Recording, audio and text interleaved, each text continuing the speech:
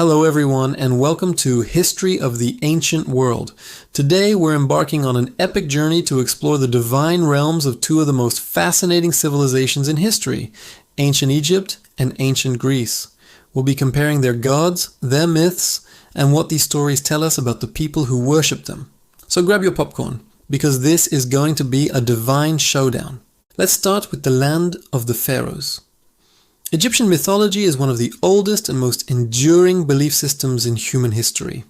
For the Egyptians, their gods were deeply intertwined with the natural world, especially the life-giving Nile River.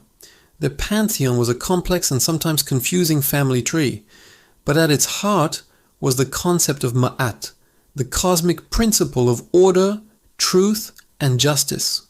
Everything, from the rising of the sun to the flooding of the Nile, was a reflection of this divine order. At the top of the Egyptian pantheon, we often find Ra, the sun god. Picture this, a majestic figure with the head of a falcon, crowned with a blazing sun disk. Every single day, Ra would sail across the sky in his solar barge, battling the serpent of chaos, Apep, every night to ensure the sun would rise again. He was the ultimate creator, the source of all life. His story wasn't just a myth, it was a daily reminder of the eternal struggle between order and chaos, light and darkness. But Ra wasn't alone. There was Osiris, the god of the afterlife and resurrection, who was famously murdered by his jealous brother, Set. Osiris's wife, the powerful magician Isis, pieced him back together, making him the ruler of the underworld. Their son, Horus, the falcon-headed god of the sky, then avenged his father in a legendary battle against Set. This epic family drama was central to Egyptian beliefs about kingship, justice, and life after death. Pharaohs were seen as the living embodiment of Horus, which gave them a divine right to rule. And what about the Egyptian afterlife? It was a big deal. They believed your heart would be weighed against the feather of Ma'at. If your heart was lighter, you earned a spot in the blissful field of reeds. If not, well, let's just say the monstrous Ammit was waiting for a snack. This is why they went to such lengths with mummification and elaborate tombs. They were packing for eternity. The Egyptian gods were often depicted as zoomorphic, meaning they had animal heads on human bodies, like Anubis, the jackal-headed god of embalming, or Thoth, the ibis-headed god of wisdom. This showed their deep connection to the animal kingdom and the natural forces these creatures represented. Now let's hop across the Mediterranean to the sun-drenched hills of ancient Greece. If the Egyptian gods were all about cosmic order and eternity, the Greek gods were, well, a lot more human. They were a dysfunctional family living on top of Mount Olympus, complete with love affairs, jealousy, and epic temper tantrums. The Greek gods weren't just distant forces. They were characters in a grand celestial soap opera. Leading the charge was Zeus, the king of the gods and ruler of the sky. He wielded thunderbolts and had a serious problem with fidelity, which caused no end of trouble for his wife and sister Hera. Hera, the queen of the gods and goddess of marriage, spent most of her time dealing with Zeus's many affairs and taking revenge on his lovers. It's dramatic, it's messy, and it's incredibly entertaining.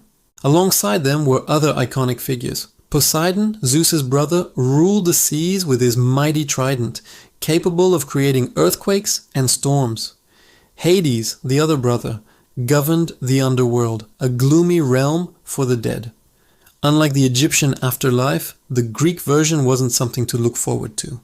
It was mostly a shadowy, boring existence, regardless of how you lived your life. The Greek gods were also patrons of human activities.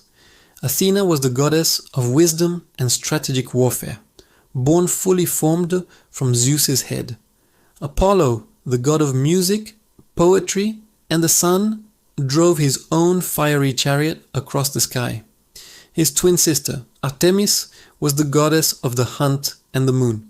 Aphrodite was the embodiment of love and beauty, while Ares was the brutal, chaotic god of war. These gods didn't just represent abstract concepts. They actively meddled in human affairs, picking sides in wars like the famous Trojan War and falling in love with mortals. So let's compare. The biggest difference lies in their form and personality.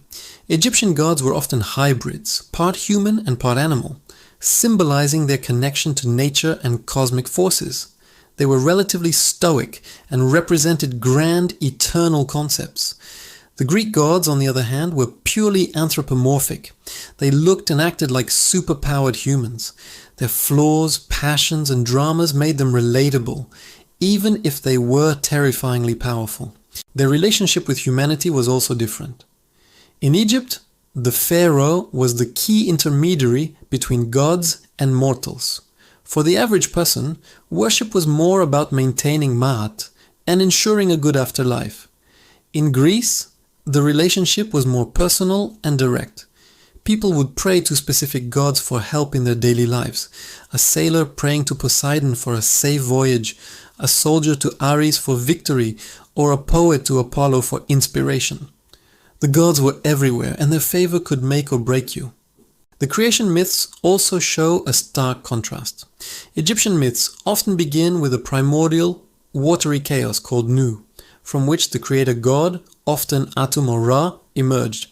It's a story of creation from nothing, of order emerging from chaos. The Greek creation myth, or theogony, is a violent saga of succession. Uranus, the sky, was overthrown by his son Cronus, who in turn was overthrown by his own son Zeus, after a massive war known as the Titanomachy. It's a story about power, generational conflict, and the struggle to establish a new order. What does this all mean?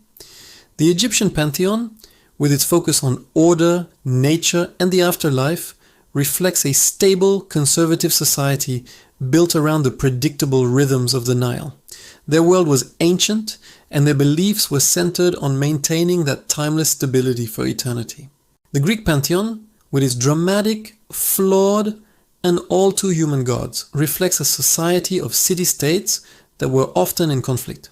It was a world of politics, philosophy, art, and war. Their myths explored the complexities of human nature: ambition, love, jealousy, and heroism. They used their gods to understand themselves and the turbulent world around them. So who wins this divine clash? Honestly, that's for you to decide.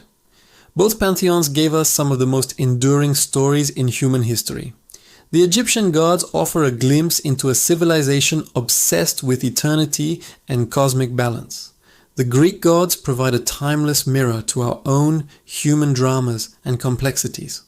From Ra's daily journey across the sky to Zeus's thunderous rages on Mount Olympus, these myths aren't just ancient stories. They are foundational tales that have shaped art, literature, and our understanding of what it means to be human. They show us how two different cultures grappled with the same big questions. Where did we come from? Why are we here? And what happens after we're gone? Thanks so much for joining me on this mythological deep dive. What other ancient pantheons should we explore next? The Norse? The Roman? Let me know in the comments below. And if you enjoyed this journey through the ancient world, don't forget to like, subscribe, and hit that notification bell so you don't miss our next adventure. See you next time.